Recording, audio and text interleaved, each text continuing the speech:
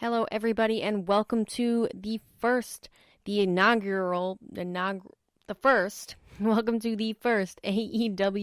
review, AEW Dynamite review on the unofficial WWE podcast.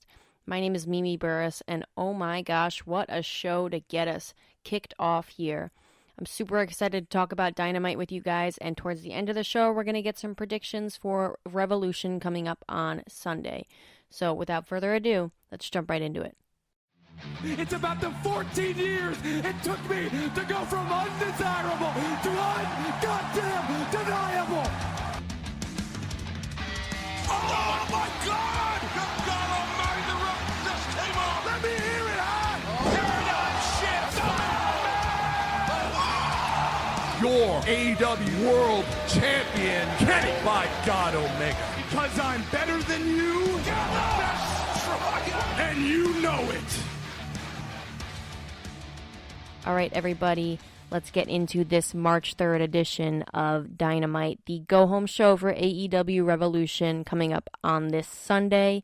I am unbelievably excited for that pay-per-view, and we will actually have a review show, or I will have a review show for you guys that Monday, hopefully. This is still trial and error, but I think hopefully on that Monday I will have a review show for the pay-per-view for you guys, and then we will be back on a normal, regular Dynamite schedule of every Thursday. And yeah, so that's all the housekeeping out of the way, so let's just jump right into this card already and talk about the first match of the night, which was my favorite match of the night, and that was Shaquille O'Neal and Jade Cowgirl. Shaquille O'Neal and Jade Cargill versus Cody Rhodes and Red Velvet. So this match started off with Cody and Shaq in a tie-up, lock-up, which didn't look great, but I mean, again, this is Shaq. And then Cody tried to chop Shaq in the corner, and Shaq just chucked him into the turnbuckles and, gave him these deafening chops. I mean, Cody had a big red handprint on his chest for the rest of the match. And then Shaq hits a huge back body drop. Shaquille O'Neal looked amazing in this match. Then we got to see the women go at it for a while, and both Jade Cargill and Red Velvet looked awesome too. I mean, I think the one thing I had was Jade. There was a lot of celebrating from Jade and flexing and whatever, but I mean, if I looked like that, I'd probably be doing the exact same thing. But for the lack of experience that these two women have, they put on a great showing. And, I can't put over enough how good Jade Cargill looks. Her body, she looks like she could crush my head between her thumb and her index finger. I mean, the woman looks incredible. And I bet is going to be an amazing addition to the AEW women's roster, which definitely need it, in my opinion, despite the awesome tournament that we had the finale to, but we are not there yet. We're going to stick with this because there was so much more to talk about in this match. So after the women go at it for a little while, Cody knocks Shaq off the apron, and Austin Gunn made the biggest mistake of his life and hit Shaq in the back with a steel chair, and it literally looked like Shaq just got bit by a mosquito, and just no registering, which was amazing. Shaq starts chucking all of these Nightmare Family guys around the ring, and then Red Velvet flies at the top rope to take out Jade and Cody with a beautiful moonsault. And then the way she looked into the camera, Red Velvet brought some intensity to this match. It was awesome to see. She was fired up, and this was definitely her night. As much as this was a showing for Shaq, no, this was a showing for the women for sure. The weird spot with the table was awkward, but I mean, I didn't even really care. I was so caught up in the energy of this match. From the minute that Shaq came out to the ring, I felt it. And I can't really put it into words, and I guess that doesn't make for the best podcast, but it is something that you can't feel, that you can't dictate, but you can just feel. And if you had watched this match, I think you know what I'm talking about. And if you watch this entire show, I think you know what I'm talking about. You're just tuned in, and there's a certain chaotic energy about what's going on the screen, and it pulls you in, and that's exactly how I felt. So little things like the weird table setting up stuff, it just didn't bug me. The weird kind of botchy or slow sometimes, especially between some of the women between Jade and Red Velvet. Just, I like didn't even notice it really. I mean, I noticed it, but it kind of in the back of my head because I was so just enjoying what was going on. And then we get to the best part, obviously, the huge table bump that Shaq and Cody take. More so Shaq, obviously. You know, Shaq's on the apron, Cody jumps, Shaq catches him, and the two fall through two tables on the outside, and it looked like a rough bump to take, but Shaq took it like a champ. And I think particularly this spot was really what made a difference in why this match wasn't the typical celebrity match. Before we get into that, I just want to say real quick that the two women continue to go at it in the ring. Jade takes, obviously, the match over. After a spear, Red Velvet gets a close 2 count, but after hitting what essentially was a glam slam, and I don't know the name of her finisher. I don't even remember if they said it, and I didn't write it down. But nevertheless, Jade pins Red Velvet, gets the 1, 2, 3, and Shaq and Jade take the victory. And like I said, this was my favorite match of the night, and I think what, like I started to say before, what makes this match so different than other celebrity matches was a couple of things, but they all kind of tie into the same idea.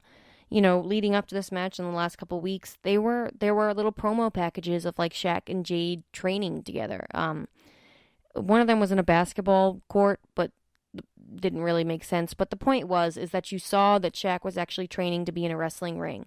And the build-up to this match wasn't great, other than those maybe couple packages. Specifically, I guess I'm talking about the one that was maybe a week or so ago of them actually in a ring. And you could tell that Shaq really did train and learned how to take these bumps. And of course, Cody freaking Rhodes, right, who could have a good match with a broomstick.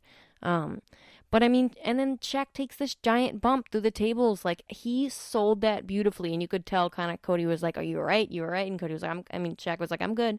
You know, clearly they took care of him, but he put on a show for these guys. And you know, my respect to Shaq, because I am not someone who could go out there and take bumps like that. Does not look pretty, and he took it like a champ. So that was this match. I mean, I don't know what you guys thought about it, but I thought this is probably topped Floyd Mayweather and Big Show for my favorite celebrity match of all time. And just really, in my opinion, kicked off the show with this kind of energy that just, you know, went all throughout it. It was hard not to continue to stay entertained after such a great start to the show. And so the second match of the night was Pac and Rey Fenix versus John Skyler and D3. And AEW or Tony Khan, whoever, right, did a genius job with this, putting this right after the Shaq match, with the hope that whoever, casual fans, whoever tuned in to see the Shaq match sticks around for a little while afterwards, and you get to see this. And I don't know about you guys, but if I was a casual fan watching this, and then I saw Rey freaking Fenix and Pac doing what they do best, which this was just a squash match, right? But to lead up to the Battle Royale, Casino Battle Royale, coming up on Revolution, I'd want to see what the heck this whole AEW thing was all about, because these two guys, in my opinion, are probably the most talented wrestlers on the roster. Not a lot to say about this other than it was a spot fest and a squash spot fest, but it was still fun to watch. And then we got to my second favorite part of the show, I guess, which was the Chris Jericho and MJF press conference. Again, another brilliant move to put this right after some wrestling. So again, if you've got some casual fans watching, they will stay tuned, hopefully, and they see maybe a familiar face in Chris Jericho, like, oh my God, he's still wrestling. And yeah, I honestly believe Chris Jericho's done some of the best work of his career in AEW. And then freaking MJF, who is the best promo in AEW, if not in all of wrestling around the world. I adore MJF. I mean, I hate MJF because he's awful, but I also adore MJF. I think he is hilarious, but and manages to put like the perfect amount of comedy and heel heat all together. So we got into this press conference, and MJF and Jericho are out with some of the inner circle, and you had a couple of journalists, quote unquote, you know, coming up and asking questions. And I'm kind of struggling to review this a little bit because some of these amazing lines from MJF were not, they're not going to work on a PG podcast, but all I can tell you is to go watch it if you want to hear some of the great quotes from this whole segment. But then we had the the man himself, Mr. Eric Bischoff, come up to the podium to ask Jericho if, one, he knew how Papa Buck was doing after last week's attack, and then two, why he would go after the Young Bucks' father and make this whole thing really personal. And then Jericho says he doesn't care about the condition, and MJF cuts a great little line about, I think he tweeted it as well, but, Papa Buck got his blood on my suit. Like, you all don't know how expensive this suit is. Just your typical wonderful MJF heel stuff.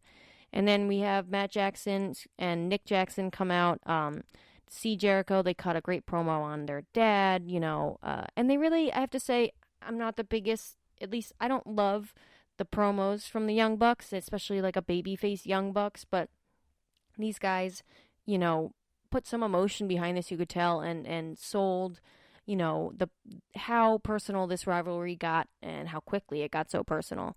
Then, of course, huge brawl breaks out, but the Bucks hit a pair of super kicks, and then Doc Gallows and Carl Anderson from the Impact Wrestling. If you guys don't know, obviously, Impact and AEW have had a partnership for the last couple months, weeks, something. I don't know, it all kind of blurs together in quarantine, but obviously, Doc Gallows and Carl Anderson come out in this weird dynamic with the Young Bucks, but they still come out to help Santana, help put Santana and Ortiz through two tables. If the promo didn't do it for you and give you the emotion behind what this match is going to be, then it's hard to sell a big spot like that with, like, emotion. Sometimes it just looks like you're doing a spot for the sake of a spot's sake. But these two guys, again, the Young Bucks are the best in the business at what they do, and they put emotion behind, driving both Santana and Ortiz through a table. Didn't get their hands too much on MJF and Chris Jericho, but still managed to build and keep the heat for this tag team match at Revolution. And I'm excited to talk about it and give you guys the previews and predictions later on in the show, but I am going to stick with this format and continue to go down the line to the FTR and Tully Blanchard versus Jurassic Express match. And this match was another amazing match on this card tonight. I mean, expect kind of nothing less from FTR and Jurassic Express, but the added fun part with Tully Blanchard just allowed there still to be things in this feud untouched, because I really hope this isn't the payoff. I hope that there's more to be done, because I definitely want to see these guys go at it again. You had Jungle Boy making Dax Harwood tap out on the floor. You had Tully getting a few stomps in. The best part of this match was then Tully Blanchard feigns a suicide dive. Luchasaurus gets a hot tag. Luchasaurus looks incredible per usual. And there were several near falls in this match until a guy who's dressed up like a camera man helps get FTR back in the match. And then they were able to hit the spike pile driver on Luchasaurus, and then they tag in Tully Blanchard for the pin. Then we had Arn Anderson come out and flash the four fingers to Dylan and Blanchard. Obviously the Four Horsemen.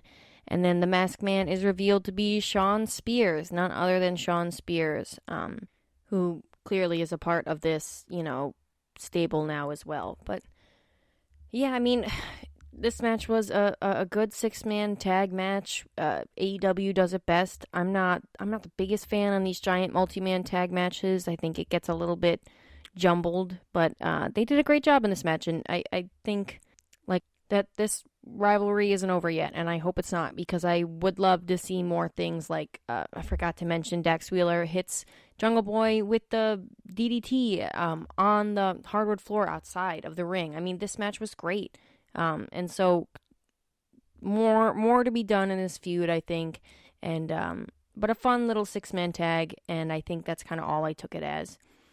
But next, we move on to Nyla Rose and Ryo Mizunami for the finals of the Women's Eliminator Tournament to get a world title shot at Revolution.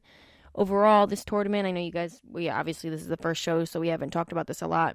I was not great about tuning into a lot of the Japanese side of the tournaments. I only saw the highlights. But I think overall, this was a good attempt for AEW to get to build more of a women's division. I want to see, I guess, a little more star power in the women's division, and that's kind of what we got with some of these matches for sure. And I was surprised by the finals. I was really thinking Britt Baker was going to take this, but we got Nyla Rose and Ryo Mizunami, and who could complain? Like, this match was just a great showing from the women, great showing of Ryo Mizunami for people who are not familiar with her, like myself. And I really thought Nyla Rose was going to take this one, but Mizunami made a great comeback, hit several suplexes on Nyla Rose, which is impressive in itself. It's a great spear, and then her diving leg drop for the win. And then we have Hakarashida, who is the AEW Women's Champion, come out and give her the trophy. And then the best part about this was, like, Ryo Mizunami was kind of like, yeah, this trophy's great, yeah, but, like, I want that thing. And they have a couple of punches at each other, and we are set for the women's title match at Revolution. And not much more I can say about that. I mean, it was what it was. It was a great women's match on the card. I wish, honestly, that this was the main event. I would have made it feel a little bit more important. And I'll get to my previews and predictions. I'm not going to get into too much more because I want to talk about that towards the end of the show. So on to the next match. We had the Face of Revolution Face of Revolution ladder match qualifying match between Preston Vance of the Dark Order and Max Caster. This was what it was. It was another great wrestling match on the show. It felt more important, I think, just due to the energy. Like I said, I really think that first match with Shaq and Cody and Jade and Red Velvet really put a certain energy throughout all 2 hours of the show that elevated every other match. But this wasn't anything special.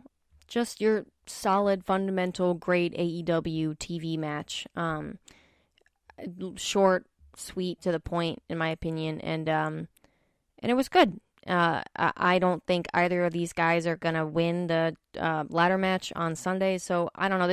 If there was any place to have a pee break in this show, this would have been the time to go, in my opinion. But in the end, Max Caster took the win after Jack Evans appeared from under the ring and hit Vance with his boombox radio, and then Caster got the pin and won, and he will be in the ladder match. And like I said, I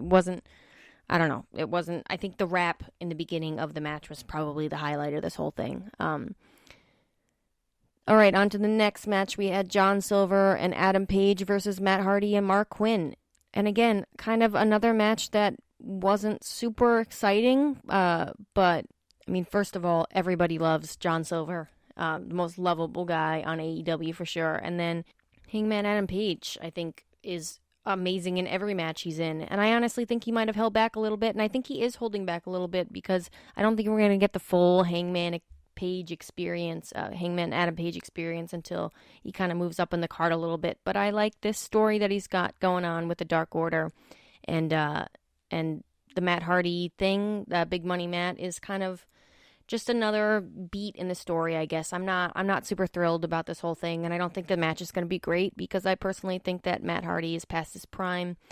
But we'll get into that more again in the whole preview and prediction part of this show. But this was the main event, and this is what AEW does so brilliantly, similar to kind of the situation with the Young Bucks and Santana and Ortiz earlier in the show.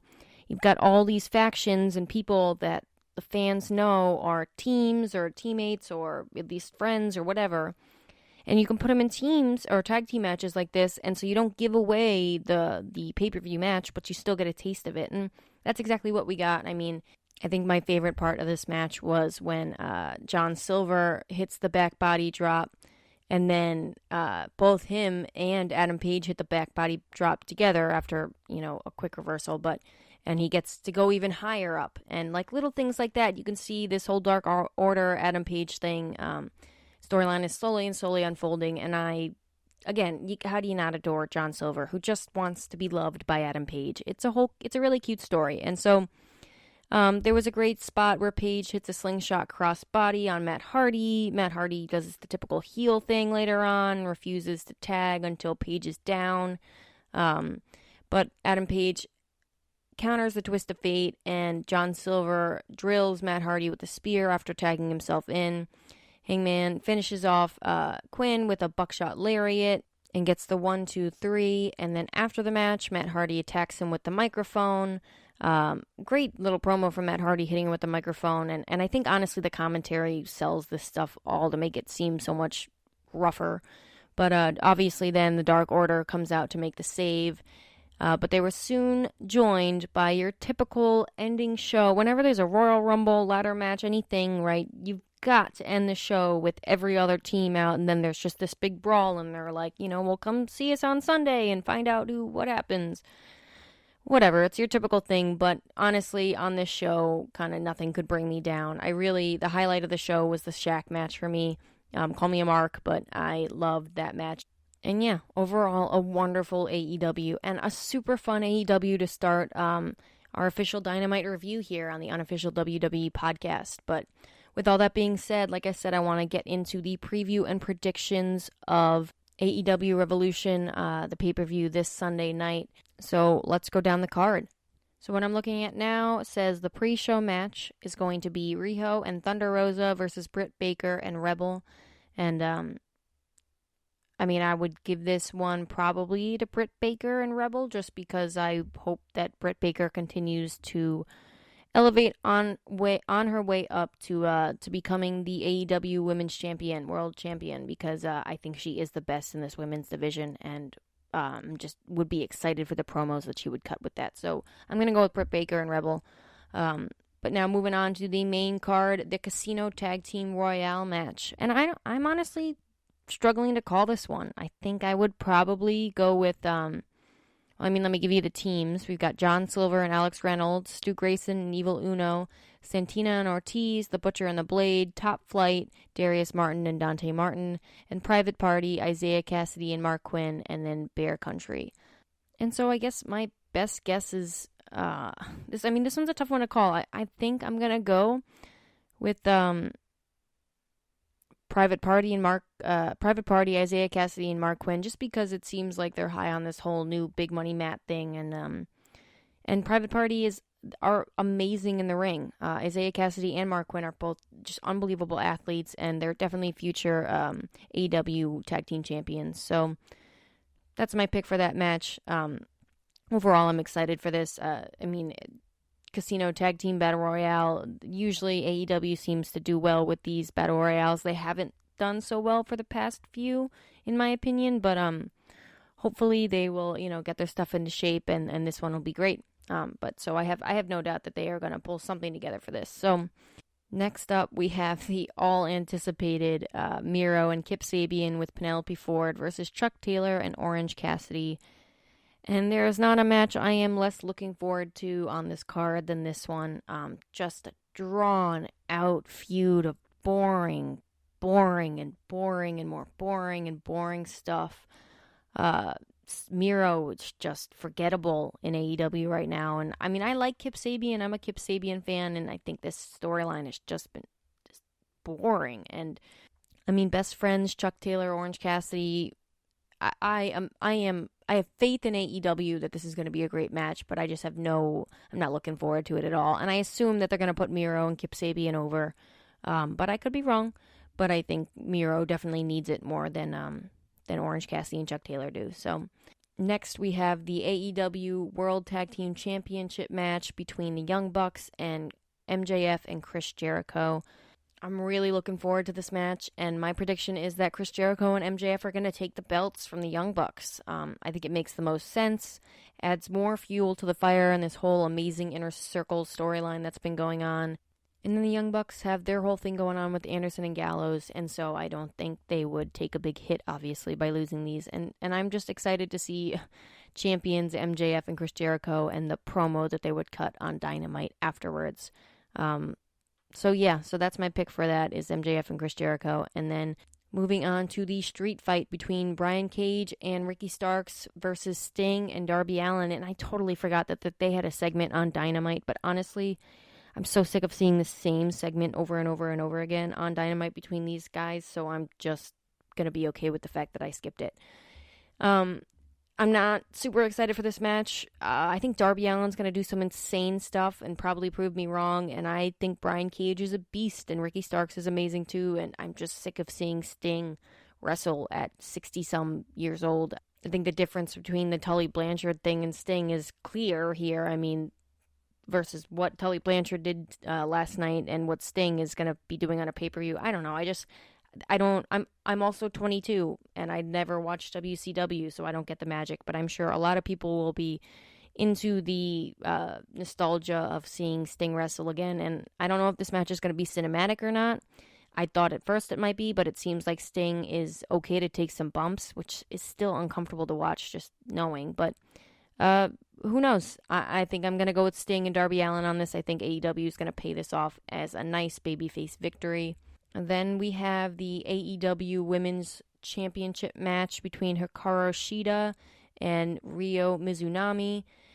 I'm going with Hakarashida on this match just because I really hope that that she gets to keep the title and then Britt Baker takes it off her. Personally, like I said, I'm hoping Britt Baker is going to be the face of this division as a champion, because I think she's the best that this division has to offer. And she clearly, according to the ratings, brings star power. But I am ready for Hakarashida's title reign to end, but I just don't think Aew Mizunami is going to be the person to take it off her. With all that being said, this match is going to be incredible because these two women are unbelievably talented, but that is no different from any other match on this card, I guarantee. That's a perfect transition, I guess, to Matt Hardy versus Hangman Adam Page. The winner gets the quarter of winnings. I don't know. The winner gets the other person's money, essentially. I can't exactly remember what the verbiage is, but I think Adam Page wins this. I'd be surprised if Matt Hardy took this victory unless there is some shenanigans, but I don't think AEW... I think AEW, we can depend on them for some clean finishes, so I assume that this is going to just be another notch on Hangman Adam Page's belt, and we can move on from this and continue the Dark Order storyline that I just love and I think brings some lightheartedness, but also some more character development to Adam Page. All right, then we've got the face of the Revolution ladder match. Winner gets a shot at the TNT Championship. We've got Cody Rhodes versus Scorpio Sky versus Penta versus Lance Archer versus Max Caster versus... We'll just have to wait and find out. And I'm excited about it. Again, there's another great hook from AEW to tune into Revolution. I'm excited to see who the final participant is going to be in this match. But with the names that I have in front of me, I'm going to go with Lance Archer. I know he's had a shot at the TNT title, obviously, in the first match against Cody. But I don't know. I feel like they've got a good babyface run going for him, and I can see him being the next challenger for Darby Allin. So that's my prediction for that match. And that is a perfect transition, actually, into my next prediction, which I guess is not for a match, but obviously Dynamite this week, Big Show came out, and I didn't talk about this on the review part of the show, so I guess I will now. But yeah, obviously not Big Show, Paul White come out and be interviewed by Tony Schiavone. First of all, let's talk about Big Show, Paul White. It's going to take me a minute. Let's talk about Paul White's brilliant t-shirt, that No More BS, and he was cute, and it was a little awkward promo, but it was cute, and I'm excited for Paul White. He seems genuinely like super happy to be in a place where he has, I don't know, creative freedom. He just not suffocated by the WWE process anymore, and he said he is a big scoop that a Hall of Fame what did he say, a Hall of Fame contention wrestler is gonna, you know what I'm saying, a Hall of Fame worthy wrestler is going to be appearing on Revolution, and people are already giving the typical CM Punk guesses, and I can't blame them, because I think if CM Punk was gonna return anywhere, he would probably return to or come to AEW, because the matchups that he could have are new, creative freedom he could have. I think it would just make him be, it would be a way better place for him than WWE. But I mean, there's also Ring of Honor and New Japan. So one guess is CM Punk, but I have to tell you, I'm not hopeful of that. I really think CM Punk is done, and I am a giant CM Punk fan, but I just don't think it's going to happen. There have been some other guesses out there as well. Personally, I'm not sure who it's going to be. I have a feeling it's not going to be anyone from WWE because a lot of other people seem to... That's kind of where we're all guessing because obviously that's where Paul White is coming from. I really hope it's not Mark Henry. I know Mark Henry had mentioned recently wanting to do another match, but sadly, as much as I hope it's not going to be Mark Henry, that's about the best guess I can make because I don't have enough knowledge otherwise.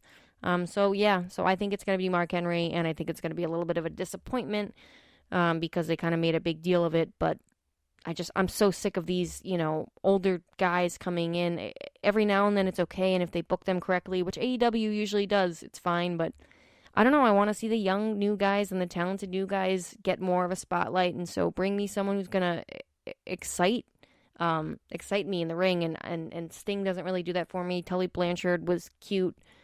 It just, give me a person, man or woman, under the age of 50, please. That's all I'm asking. And last but not least, we are talking about the main event, the AEW Championship Match, an exploding barbed wire death match between Kenny Omega and Jon Moxley. And I don't know how to call this one. I've never seen an exploding barbed wire death match. It looks graphic, for lack of a better term. I have a feeling, though, that this isn't going to be just senseless violence for senseless violence sake. I mean, this has been an amazing storyline between Kenny Omega and Jon Moxley. Jon Moxley is probably one of the most lovable dudes, as crazy and psychotic as he is. And Kenny Omega has been playing a great heel. So, all in all, I have great high hopes for this match. I think these guys know they really have to deliver, considering the stakes. And I think, personally, that this is going to be a write-off for Jon Moxley for a little while. I think he's going to go be a father. And I think Kenny Omega is going to retain. I would be baffled if Jon Moxley took the title in this match. But I don't think that the predictability of it is going to ruin the match. I'm actually really excited. I think they're really going to catch us with some hope spots for Jon Moxley. And I think this is going to be brutal. And that is the total match card for Revolution. The main show kicks off at 8 p.m. Eastern with the pre-show starting at 7. And obviously I'll be back on Monday with the review show for the pay-per-view. And I'll be back actually before that. I'll be back this Saturday with your highs and lows for the week in wrestling.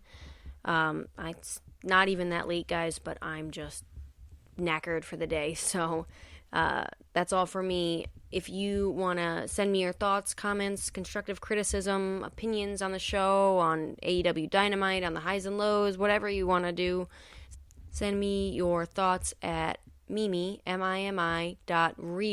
WWE podcast @gmail.com. And I would love to hear what you guys have to say or what your thoughts are. I got a nice email already that was pretty much just flattering, so I will not bore you guys with it, but I appreciate it, and thank you for listening. Hope you guys have a great rest of the week, and I'll talk to you soon.